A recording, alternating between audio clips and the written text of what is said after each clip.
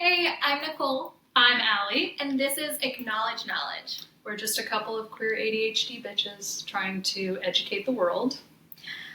This is a podcast where we use peer education to discuss a wide range of... Ooh, can we... We'll just restart. Okay. This is a podcast where we use peer education to discuss a wide range of topics that we think the world should know more about. Today's episode is on ADHD. ADHD. Which stands for Attention Deficit Hyperactivity Disorder. And we want to start off by, I'm going to do like a little mini explanation for the types, and then we're going to play a game. So ADHD is definitely an extremely misunderstood disorder because it is, first off, just misnamed, right? Mm-hmm. Attention Deficit Hyperactivity Disorder.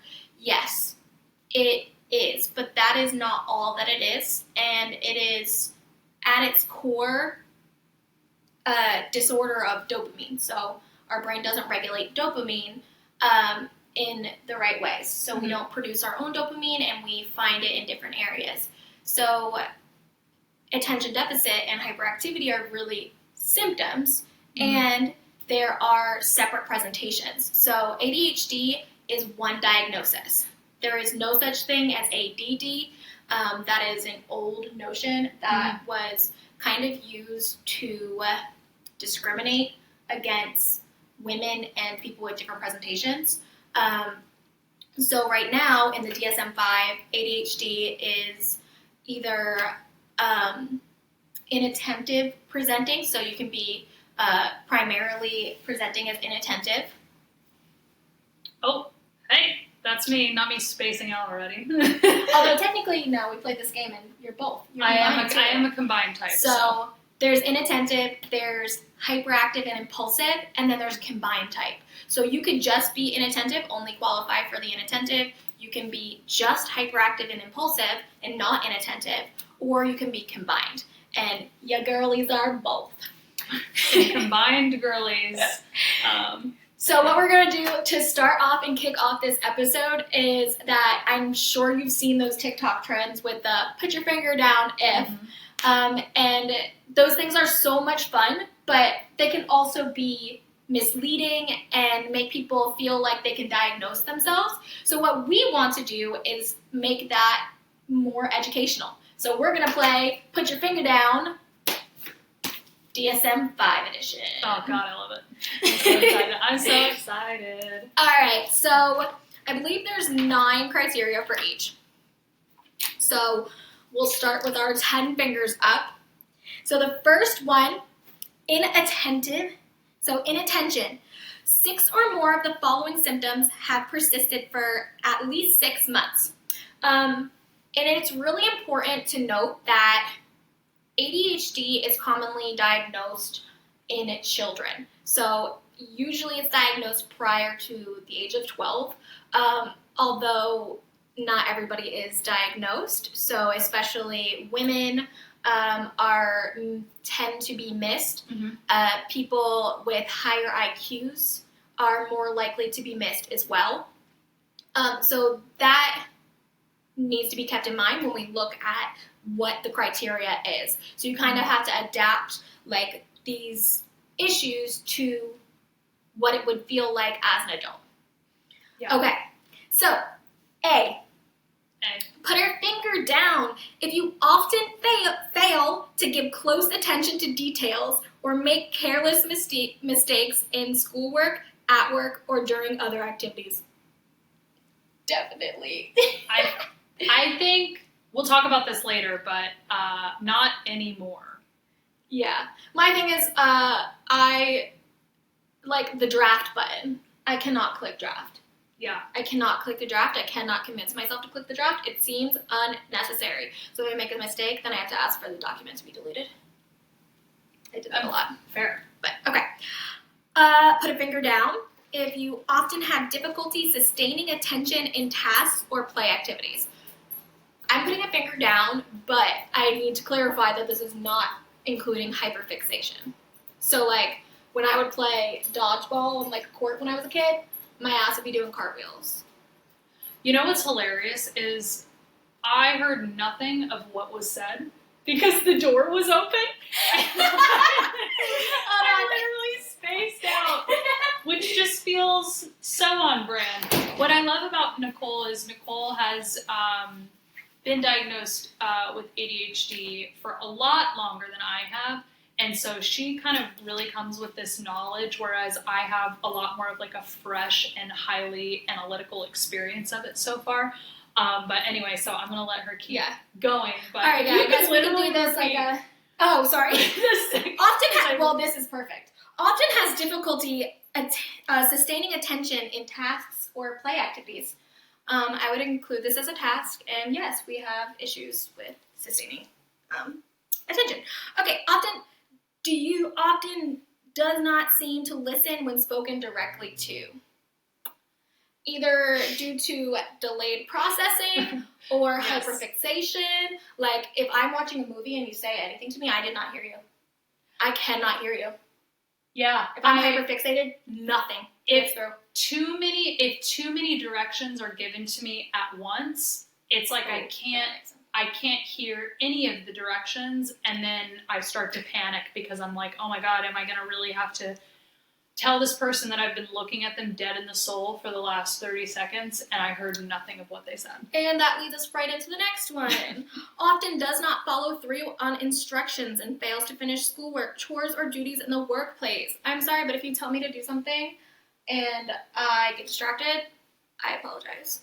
My husband asked me, somebody spilled Red Bull actually on himself. And he was like, can you have clothes ready for me so I can pick them up on the way to work? Your girl was building a cat house. Yeah. And I immediately forgot. I relate to this one too, actually. Yeah. Okay. Often has difficulty organizing tasks and activities, difficulty managing sequential tasks, difficulty keeping materials and belongings in order, messy, disorganized worst. This is like an oxymoron for me because I'm ADHD and autistic. So my brain wants everything to be perfectly organized. But my ADHD makes it really hard. So my closet is color coordinated, sleeve length coordinated, style coordinated. Mm-hmm. But I also have doom piles everywhere. And this is another one of those where, for me, it's not anymore, which I'll get into later. I'm forgetting to put my fingers down. 1, 2, 3, 4, 5 down. All right. Often avoids dislikes or is reluctant to engage in tasks that require sustained mental effort. I avoid all of my dislikes. Why would I do them if I dislike them? That makes no sense. I fully agree with that. Also, I feel like that might also be I don't know, not to go too much into autism, but I feel like that there might be an overlap there. I even struggle with sustaining attention even with things that I do like sometimes. It depends on it depends on burnout. It depends on my mental state for the day if I'm dealing with other comorbidities like anxiety. Yeah. So yeah, that's that. And sustained mental effort. I love things that actually take sustained mental effort, but I do not like them if they do not come easy to me. So it's fair. I was very fortunate, very privileged to be very smart. I am a smart human. And most things come very easily to me. Math, algebraic equations, I play Sudoku for fun. But if it does not come easy to me within first 15 minutes, maybe 5 minutes, that's a lot. 15 minutes is really long. 5 minutes and I get frustrated and I stop.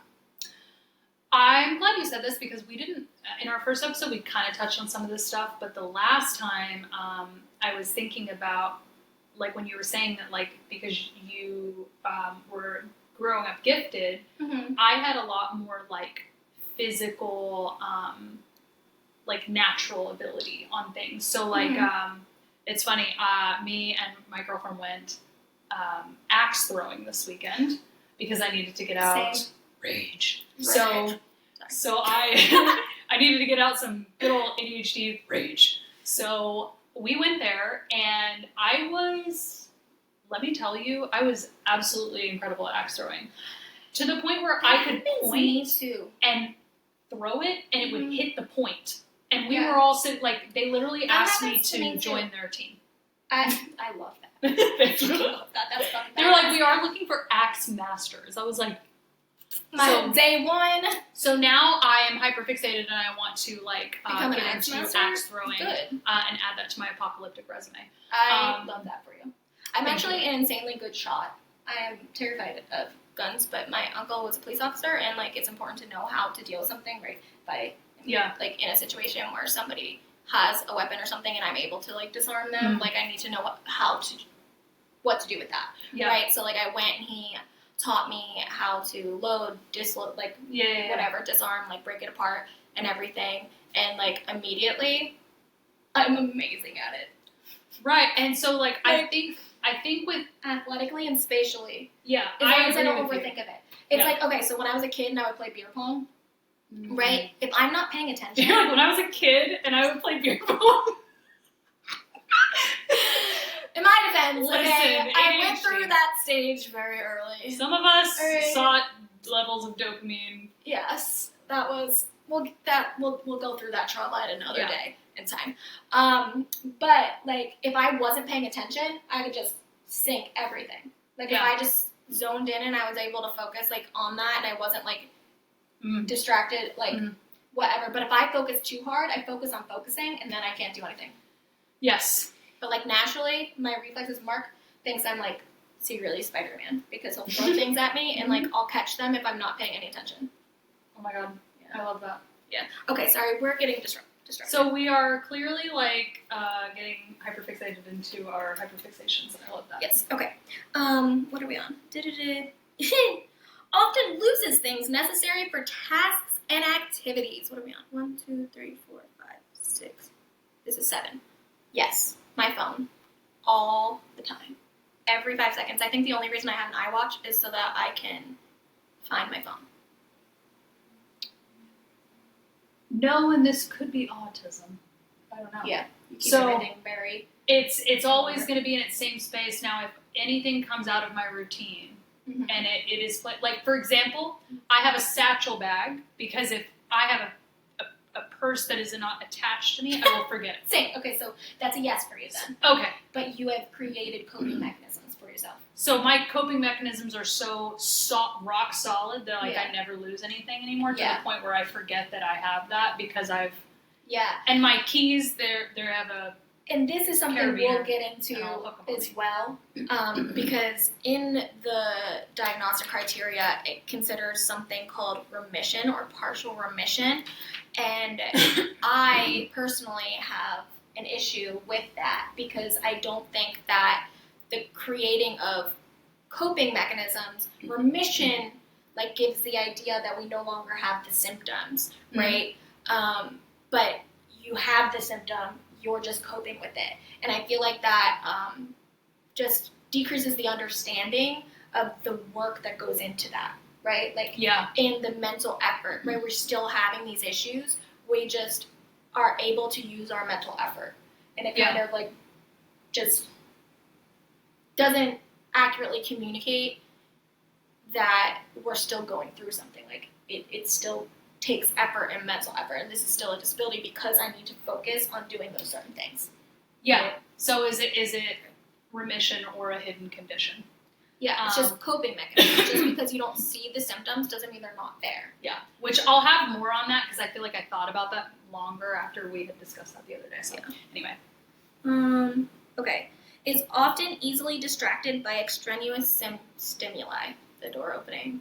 The other day there was a fly moving around in my house, and I was trying to do something, and I could not focus until I destroyed that fly.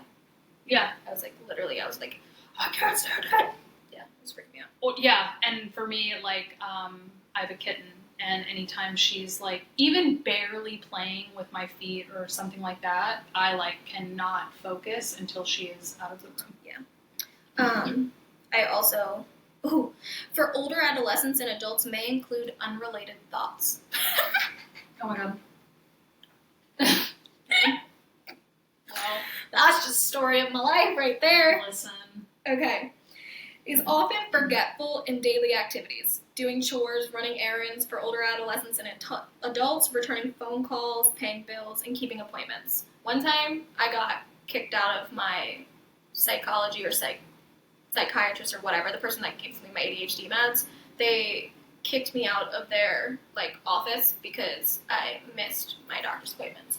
And I was like, you would think as a company that is helping people with mental illness that they would not punish you for one of the symptoms of your mental illness. But here we are. So, yeah. All right, so where are we at? I'm at 7. 7. I'm at 9. 9 for 9. Inattentive. Woo! All right. This one, let's try and do a speed round so that other people that want to play along, they can just do it faster, and we'll try not to explain anything. We'll keep it in. We'll keep it in to the best of our ability. Okay, and remember that was 5 for adults. If you have 5, then you are currently presenting inattentive ADHD. So she has 7. That gives you a mild to moderate. No, probably moderate. Few, if any, in excess symptoms or functional impairment. Yeah, and then severe is your girly. Okay. All right. Hyperactivity and impulsivity. Again, 5 is all we need. Okay. Often fidgets. Okay. I'm going to do this the right way. Sorry, I'm doing it the right way.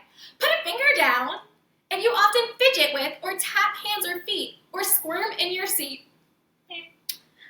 Put a finger down if you often leave your seat in situations when remaining seated is expected.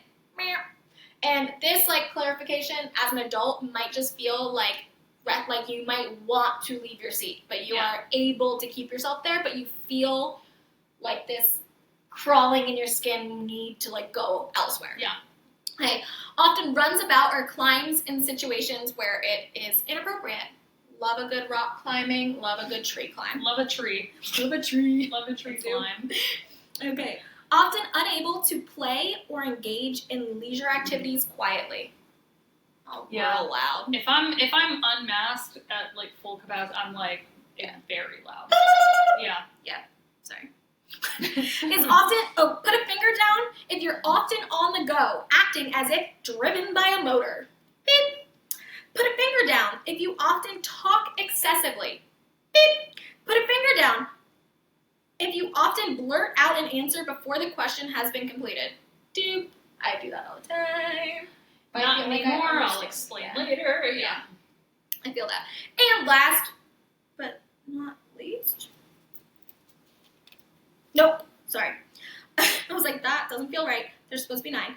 Put a finger down if you often have difficulty waiting his or her turn, waiting in lines. And that doesn't mean that you're gonna butt in line. That doesn't mean you're gonna be an asshole. That just means that you're sitting there and you're just you want to rip your skin off. That's I want to rip my fucking skin off all the time. That's right. And last but not least, put a finger down if you often interrupt or intrude on others, butt into conversations, games, or activities.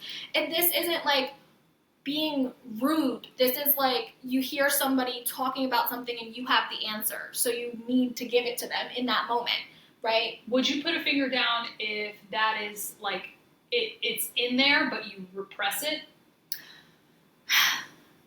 Because there's an impulsivity that's you're controlling, but the impulse is technically still there that you're suppressing. I think it would depend on the extent of the urge in my brain, right? If it's taking literally everything in your entire body to hold yourself back from doing it, then I would say yes. I would say it's less intense than that, but that it's still present, and then I notice it. Yeah. So for this, I would say I wouldn't put a finger down, but I'm already at 6. So. Yep. So presents but mild, and again 9 for 9. Presents but severe. So we are both combined presentation of ADHD. I am severe. This one is closer to mild, moderate. Mild girly. Yes. All right. So play along. See if you guys meet the diagnostic criteria on the DSM-5. Hell yeah. So we could either cut it here, and I'm literally just talking to y'all too, Mhm. or we can like dive into a little bit more. Oh, I was planning on diving into more. Okay. I have an outline where we were going to do a similar kind of what is the word? Not like blah blah blah blah blah. God, I hate words. A similar kind of agenda to how we did it last time. Okay, so where we can talk about our own experience, and then we can talk about superpower versus disability.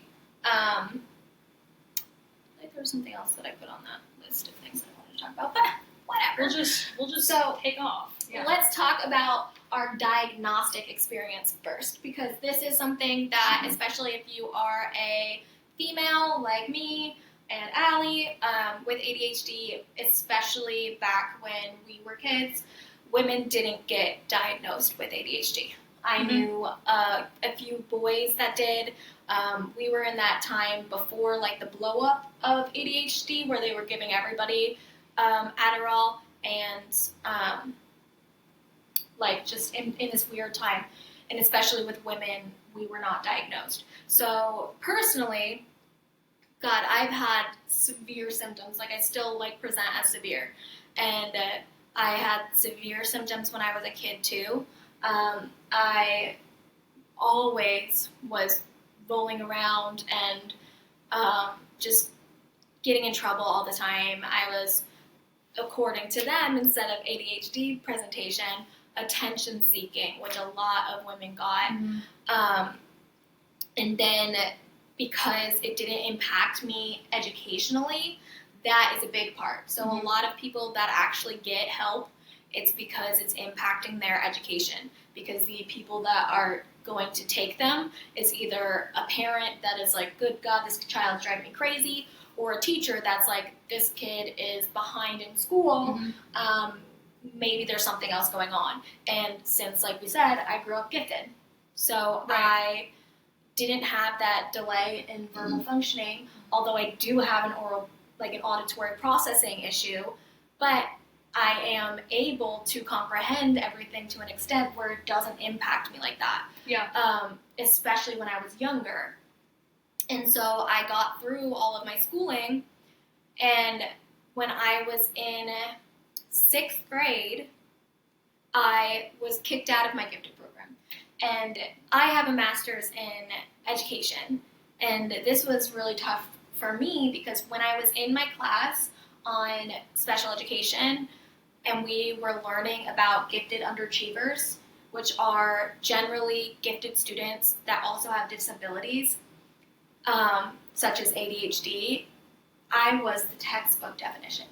And if teachers were being taught this, I was baffled as to why no one considered or cared that I was a textbook definition of this. In 6th grade, I would get hundreds on every single test that I ever took, but when they did busy work, I wouldn't do it. Like, I already understood the topic. Like, give me something more. But instead of doing that, they gave me zeros on all my homework and all this busy work and stuff like that, and I got kicked out of the gifted program. So I was no longer getting accelerated, and then I got bored, and it was a downward spiral from there. So, like, it wasn't until my junior year, I think, of high school, junior or senior, where I was realizing that, like, reading is hard for me. It's not to the extent that other people have it, right? Like, because I can comprehend. But it can take me a really long time. I would have to reread paragraphs over and over and over again because I won't absorb it. I'll read every single word perfectly, but I don't remember a fucking thing that I read. And I'd be like, what? And then I have to go back. And, like, even to this day, that still happens to me, but significantly less because I'm medicated. And I had an assignment where I had to read this book, and I haven't read any of it yet. And I was like, you know what? I'm going to pop an Addy and read. And, like, it was the best. I was like, holy shit, I can read. Like, I read the whole book, and I got a 98 on that test. I missed one question because it was, what was a butt room? And I think that was a dumb question, but I will never forget it. It's where you go to smoke cigarettes. So clearly, back in the day, Screw them. We're doing They're something. interrupting. They're interrupting. So that was the point when I was like, holy shit, I think I have ADHD. And it took that long at that point when I was just like, and I went to the doctor and the man looked at me and he said, you have the worst ADHD that I have ever seen go undiagnosed before in my life. And he was like, I think the only reason that you've gotten this far is because you channel all your energy into sports, which is true. I was doing 4 sports at one time at that point. I was playing adult soccer, I was a cheerleader, I was running track, and I was doing MMA. So, like, wow. It was true. And it's just that if I was that severe, why didn't a single PCP, why didn't a single teacher or anything like that was actually educated on it ask me or like reach out or say something to my mom? Because that was the thing, like it's not her fault if she doesn't know what it is, right? Yeah. And it's genetic too. So, Mama, I'm looking at you. I love that. I also love that you're sharing your personal experience from a severe perspective of like where you were at as a child and how you process that and how the adults around you were not consciously advocating for that. Yeah. And my experience, because I was only diagnosed, it would be about 1.5 years ago now. So my coming to understand and my education around ADHD and my understanding around how my brain and body work is I'm still learning new things every day about that. But it has allowed me to reflect and more recently about my experience as a kid, where I had less severe symptoms, though I know I had mentioned there are some symptoms that I do not have now that I used to have in that, and we can definitely talk more about like whether that is more of a dormant thing versus like versus that it's like gone away or whatever. Right. And But some of them are like it's interesting to think like which ones of those are suppressed because of trauma, Right. and are actually parts of our personality that we wish we still had. Right. Right. Like being loud and being, because you said in your safe space you're very loud. Right.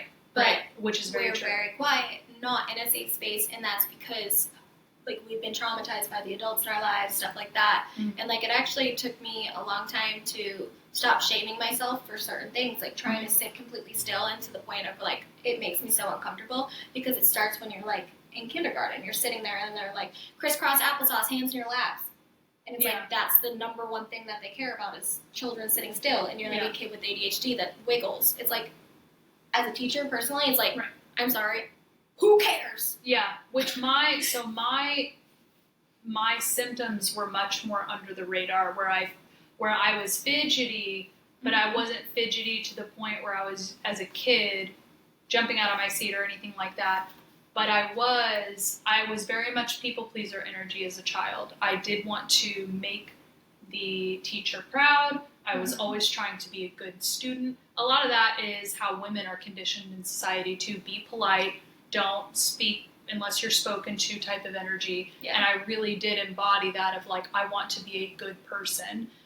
And so a lot of that was already at such a young age suppressed, where the teachers would kindly come up to me and be like, Allie, you're so sweet, we love you, but you have to stop talking to the other students. And I guess that's the difference. Yeah. You were this sweet kid, right? And that might be the difference between the mild and the severe, because I had like such a different experience that I gave up with people pleasing, right? Like I started off like I loved school, I was sweet, I was whatever, like I did everything that I could and I tried to be the best. Yeah, but like your symptoms wouldn't even allow you to when be I the got sweet to like kid. 4th grade, I just gave up because everyone thought I was bad. I never did anything right. Mm-hmm. And it's like I was just like, all right, well, this is who I am then. And I stopped people pleasing. And I wonder if that like... I think that's super profound, because it was like I always had what felt like somewhat of a lid on it, to where I was like I had the privilege of being able to blend in just enough to where it was so, oh, well, you know, Allie definitely like gets distracted a lot in class and tends to talk to other students, but she's such a sweet kid. and you know, she just needs a little practice, this, that. So it was like almost this like thing that just didn't really get addressed for so long. But I can see so many times of like, and I don't think that I was gifted in the same way academically, where I wasn't getting hundreds on tests, because there was a lot of I also had a lot of anxiety as a kid that wouldn't allow me to absorb information, and I would get anxiety for test taking. So I would even prepare the best I could, but when it was time for the test, I would literally think to myself, like, Allie, you're an idiot. Like, you're not going to pass this, or like this or that. And like it was this negative voice in your head that when you have ADHD is 10 times louder than neurotypical people that might have a negative voice in their head. It's like you've got, through conditioning, through the way your brain is just working anyway, is just working against you. It's this uphill battle of like, you got to get through this, and you got to get through this because people are counting on you and people have an expectation of you. And so I would coast. I would get, when I was a kid, like elementary school, I was getting A's because I feel like the programs were set up where it was just like anybody could get A's if they just like elementary school is much more accommodating.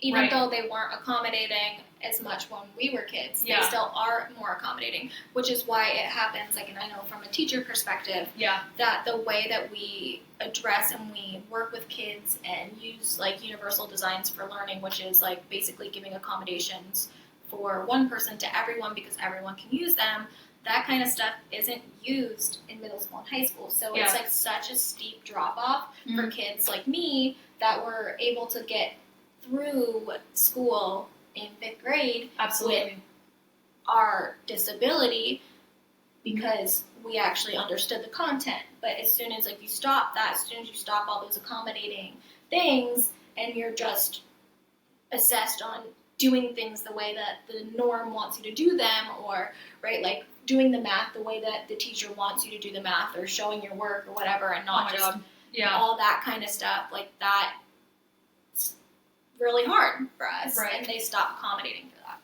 And so as I got older, the rules became more rigid as far as, like, I was just obsessed with the rules, and I do think that that's like a spectrum thing where it's like, I just wanted to make sure I was getting all the rules right, and I would obsess over the rules to make sure that I was hitting all the check boxes, because I thought if I didn't hit those check boxes, everyone's going to see that I don't know what I'm doing.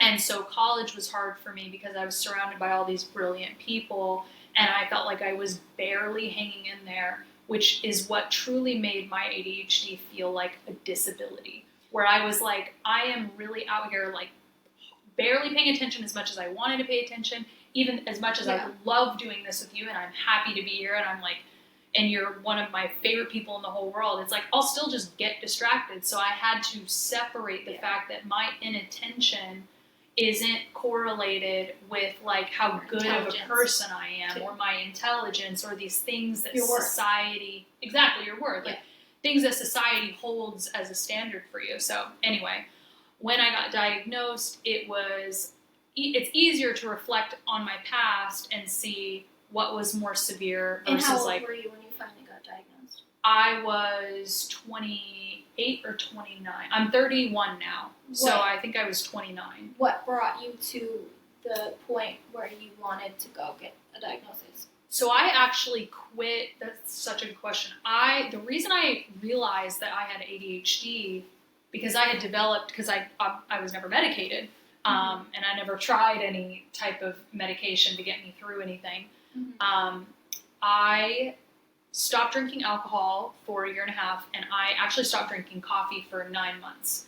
And I did that in a separate attempt, like health conscious wise. Hilarious, because I also did that. Oh my god! At 19, actually 18, I stopped drinking alcohol for 9 months. No relation. Just happened to be 9 months until I felt more comfortable and more in control of myself as to why I was drinking and everything like that. Which is a whole nother trauma episode, but like, it just felt like I was doing it for like dopamine, for the like whatever I was doing that for, and so I stopped for 9 months, and I had like a better handle on my coping mechanisms for myself that way. And the reason that like I realized something was kind of off was that I got rid of I went to the full end of the other scale of like I was eating bad foods and I wasn't taking care of myself to I was eating all organic and I didn't have any chemicals in anything that I had. And I wasn't drinking and I wasn't drinking coffee and I thought, isn't all of this supposed to, and it did make my anxiety 10 times better.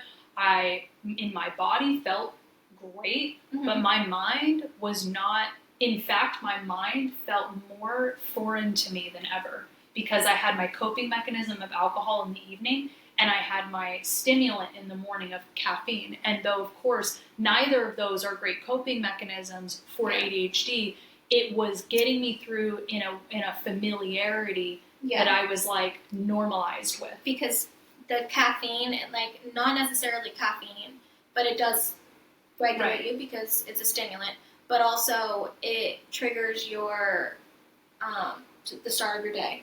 And then you were using alcohol as the trigger for the end of your day. Right. So, like, those were just keeping your body regulated in a way. Yeah, and it was like, and alcohol was like a dopamine flush. Like, you get flooded, and then it dumps it, which is why you feel especially awful after drinking, especially for people with ADHD. Fun fact, alcohol does not bring dopamine to everyone. It is correlated with people who have alcoholism in their family. Well, that tracks. Same. So no, I'm the same. Like, not everybody feels like happiness from alcohol. It is very highly correlated. And if I'm wrong, maybe I'm wrong, but I did read like an actual article on this and how it's correlated to like a history of alcoholism in your family. Yes, which I do. So that makes a lot of sense, and I definitely want to I know we're going to have an episode on that at some point, so we will get into that. And probably correlations of like ADHD with alcoholism and etc. Addiction and ADHD are definitely linked, and we will get more into that. Yes, we will. So that's how I ended up finding out. And the first person that diagnosed me was a psychiatrist who didn't even tell me I had ADHD. She just said, "I'm going to prescribe you Strattera," and I said, "What is Strattera? Why are you prescribing me this?" And she said, "Well, you seem to be presenting inattentive ADHD." And I was like, I feel like we could have led with that. Yeah, you don't just tell me, and I'm going to give you this drug. Bitch, why? And there was only like it was like the DSM-5 questions, and I don't know exactly how psychiatry works and when and how they're able to diagnose, but it was like, well, this feels like a very loose diagnosis. Let me get a second opinion. And then there did seem to be a lot of different like red tape of how to get a diagnosis, and it was confusing per state I was in and insurance, and it just felt like very confusing up until the point where like I just accepted the fact that I did have two different psychiatrists that did say you have ADHD, and they did prescribe me medication. So I was like, that feels like the validation I need to like be secure in that. And the only thing that I guess could technically confirm it on a scientific level was if I were to go get a neuropsych evaluation where they hook you up to a machine and literally watch your brain, which is interesting. It costs, for whatever reason, us thousands of dollars to do it, but we'll literally see the individual neurochemistry of our brain and how it functions so that we get better customized care towards our brain. And it also gives the universities a shit ton of very important information about our brains. So I'm like, it sounds like something you should be paying for, and then I am like a test subject. Yeah, exactly. I'm sorry. Yeah, I'm like, listen, I know I have ADHD. Like, we don't have to confirm that via neuropsych evaluation. Yeah. And so anyway, but that was where I was like, okay, well, I'm not going to pay thousands of dollars just to feel validate. Like, I need to work on that of like, and that's part of like imposter syndrome and different things like that. I can understand that from a chronic illness, girly. Yeah, absolutely. So anyway, that's my experience with it. I do present combined type, and then the last thing on that is like, at the end of the DSM-5, it mentions remission, which I thought was interesting because you touched on that of like. So let me read it for you. Yeah, and it does say partial remission, I think. And remission does represent like a dormancy. It's not, remission isn't a cure. It is to say that those traits are no longer active, that they are dormant. Yes. So that terminology, right? So it says impartial remission. When full criteria were previously met, fewer than full criteria have been met for the past 6 months, and the symptoms still result in impairment in social, academic, and occupational functioning. So it's saying that like less of your symptoms are presented. But like what you have mentioned, right, is that those symptoms are still there. We have coping mechanisms to address them. So I don't know, and I actually have a really good friend that works in social work, and she was mentioning like healing from trauma and healing from things like ADHD. And I personally, I don't know how I feel about that. I'd have to do a lot more reading into it, but I think that maybe like there's certain things that present similarly to ADHD, right? Like complex post-traumatic stress disorder presents as in fight or flight. Those symptoms and presentations of complex post-traumatic stress disorders tend to mimic or look a lot like ADHD. I see that a lot. I have, as a special education coordinator and a child find, so I've looked at all those things, and I often talk about it, and I say if I were to give an ADHD checklist to all the kids at my school, most of them would probably qualify for ADHD eligibility. Does that mean they have ADHD? No. A lot of my kids have very unstable home lives, and that in turn puts them in flight or flight, which presents similarly to ADHD. And that, if you heal yourself and your body to not be in fight or flight, that makes sense to me. Yeah. But when it is a chemical imbalance and it is an actual issue going on with your brain, that doesn't make sense to me, especially because I personally have done a lot of work on my own personal trauma. I have done a lot of work, and I understand my symptoms now much more deeply than I did when I was a kid, but that doesn't make them go away. And I can do things to make my symptoms not look present, but that doesn't make them less there. Yes, so that is exactly it, and I think so. I think it could be both in that there are things I legitimately look at now where I'm like, oh, I don't feel like I do that anymore, and to a level of like I don't feel like I'm suppressing it either. And the question then comes in of like, I'm curious what sort of potential coping mechanism that could be, or if it's really just truly a dormant trait that no longer exists, which I think is totally possible. I just think that, like you were saying, like... Do you have an example? Well, like, you could, if you want to grab the DSM, I can, like, look at one specifically, but the example of, like, when I was saying the strap over my chest for, like, satchels for purses and stuff, is, like, that seems like a coping mechanism. Yeah, to me, that I would call that a coping mechanism. I wouldn't say that the trait is dormant, like the forgetting things is dormant. I would say that you have coping mechanisms to do that, right? Like you do the ADHD triple check before you leave my house. You always do. Yes, do I have my phone? Do I have my keys? Do I have all my things? Right? That's a coping mechanism. You don't forget your things because you are always trying to make sure that you know where they are. And that to me isn't showing that you like don't have that symptom of misplacement or forgetting. It's that you have put all these coping mechanisms in place to make sure that it doesn't negatively impact you. Yeah. And like that's something that I do too. Yes. Especially, so we had the same purse problem. When I was like younger, I would leave them everywhere. Shopping bags, everything. I do it a lot less. So yes, that symptom actually has decreased for sure. Like I haven't left a shopping bag in a dressing room in a really long time, in forever. But I also have made coping mechanisms for that too. Like I use my purses or bags as a piece of my outfit so that it is something that I remember because I am into fashion. And if I want my outfit to be complete, then my purse is part of that. And that is what I have done to help me with the remembering. I tried the satchel thing, but sensory-wise, I can't do that. Can't buy into that. Yeah, and so I'm trying to look at one as an example right now of like maybe even like the often interrupts or intrudes on others. Like it used to be as when I was a kid, very often for me to just like I would literally just interrupt until people would literally be like, Allie, like you're interrupting like way too much. Yeah. And then I obviously had like a shame about that when I was a kid, and I worked throughout that with my 20s of like not feeling shame about it. But I do feel like over time that that's not something that I do feel like I it's not like at the throat, you know? So it's like that I'm curious what would be that coping mechanism. And that's something that I obviously have to like do my own introspection on of like what could potentially be that coping mechanism, or is it just something that truly has been dormant? I know that, or is it a response to trauma? Right. So it could be a bunch of different things. Because if you get told enough that people don't want to hear your thoughts, then you're going to start suppressing your thoughts. Right. And which was a reality for me.